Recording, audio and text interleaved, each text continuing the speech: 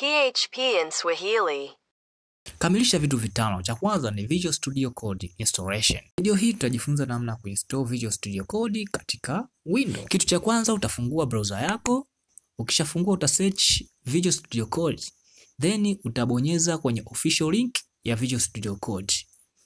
Ukibonyeza utaingia katika website ya Visual Studio Code ambayo ni official. Hapo utabonyeza sehemu iliyoandikwa download for Windows. Ukishabonyeza utaona hapo chini setups za Visual Studio Code zinaanza kujidownload. Subiri mpaka ikamilike. Na ikishakamilika tutaanza kufanya installation kama ifuatavyo.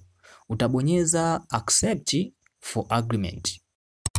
Halafu utabonyeza next. Hapo itaonyesha sehemu Visual Studio Code inapokuwa installed.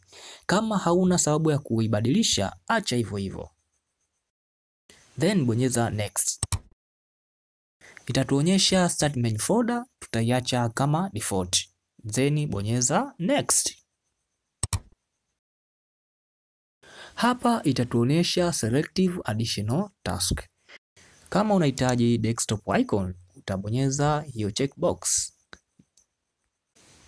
Baada ya hapo utabonyeza kwenye hizi others checkbox icon. Then ukishabonyeza utakliki next. Baada ya hapo utabonyeza install. Na hapo Visual Studio Code ita read kwa muda mfupi tu na itaanza kufanya installation.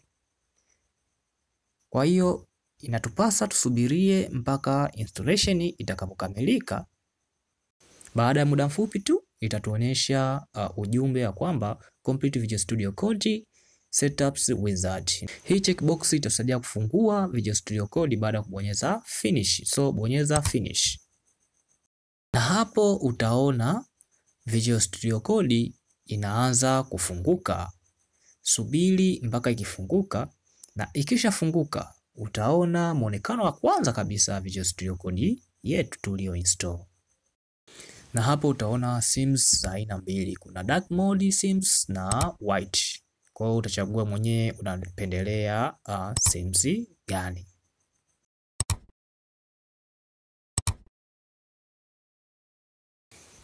Hapa utaona supportive mbalimbali za ndani zilizopo ndani ya Visual Studio Code. Kwa hiyo unaweza kuzinstall mwenyewe utakazozipenda zilizopo hapa chini.